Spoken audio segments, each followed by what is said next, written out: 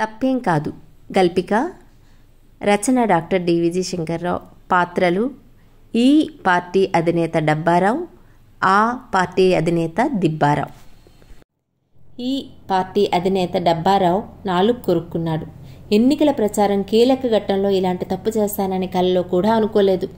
ఈ దెబ్బతో తన ఫేమ్, ఫామ్, గెలుపు అవకాశాలు ఢామ్ అంటాయేమోనని ఒకటే గుబులైపోతుంది. ఎక్కడ ఆ పార్టీ దిబ్బారావు కన్నా వెనుకబడకూడదని ఎన్నో జాగ్రత్తలు తీసుకున్నాడు. పైగా ఎన్నికలయ్యేదాకా నిజం చెప్పనని శకుని మీద ఒట్టేసుకున్నాడు.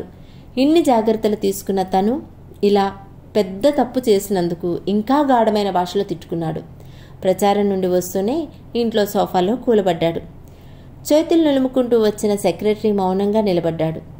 డబ్బారావు గుర్రుగా చూశాడు. ఇదంతా నీ వల్లే అన్న అర్థంతో. సెక్రటరీ వెర్రిచూపులు చూశాడు. నీ మూగ భాష నాకేం అర్థం కాలేదు అన్నట్టుగా. ఇంకా లాభం లేదని నోరు తెరిచి ఇదంతా నీ వల్లే అయ్యింది, నువ్వు అన్నీ చూసుకోవాలి కదా. ఏమైంది సార్? మీటింగ్ బాగా జరిగింది, అందరికీ బిర్యానీ పొట్లాలు అందాయి, అందరూ హ్యాపీయే కదా. వాళ్ళు హ్యాపీయే కావచ్చు, మన జనాలే కాబట్టి. ఇప్పుడు సోషల్ మీడియా, రేపు ప్రింట్ మీడియా, ఎల్లుండి ఆ పార్టీ మనల్ని చెడుగుడాడదా? మనం జనం దృష్టిలో ఫూల్స్ అయ్యి ఓడిపోమా? అసలేమైంది సార్? నాకేమీ తెలియడం లేదు. డబ్బారావు గందరగోళంలో పడ్డాడు. వారిని, వీడికి ఇంకా జరిగిన తప్పు కూడా తెలియదన్నమాట. వీడికి చెప్పి లాభం లేదు, నా బాధేదో నేనే పడ్డం బెస్ట్ అనుకున్నాడు. వాట్సాప్ తెరిచాడు. సకల బూతులు ప్రవహిస్తున్నాయి. కానీ తన తప్పు గురించి ఏమీ లేదేంటి? ఒక ట్రోల్కి కూడా కొరగాకుండా పోయానా అని కాసేపు మదనపడి జరిగింది మంచికేలే అని సమాధానపడ్డాడు. యూట్యూబ్లోనూ అదే ధోరణి. జనరల్గా బూతులు తప్పితే ప్రత్యేకించి ప్రస్తావన లేదు. రాత్రంతా కునుకు లేకుండా కూర్చొని వాట్సాప్, ట్విట్టర్, యూట్యూబ్ మార్చి చూశాడు. మర్నాడు పేపర్లోనూ అదే ధోరణి.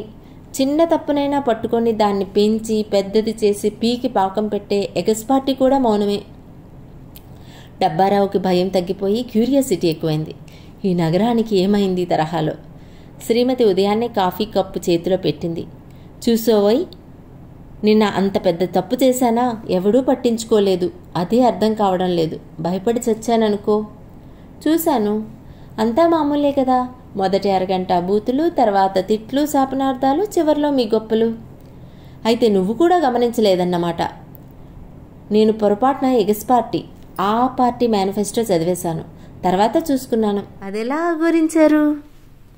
మనది వారిది రెండూ పట్టుకున్నాను. వారిది పై పేజీ చిరిగి ఉండటం వల్ల మనదే అనుకున్నాను, చదివేశాను.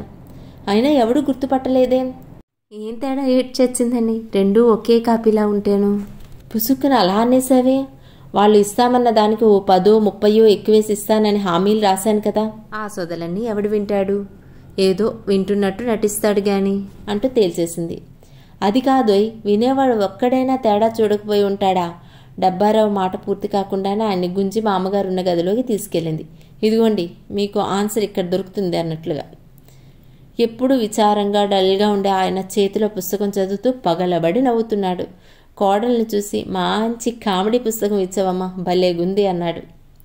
అది ఈ పార్టీ మేనిఫెస్టో. ఉపసంహారం.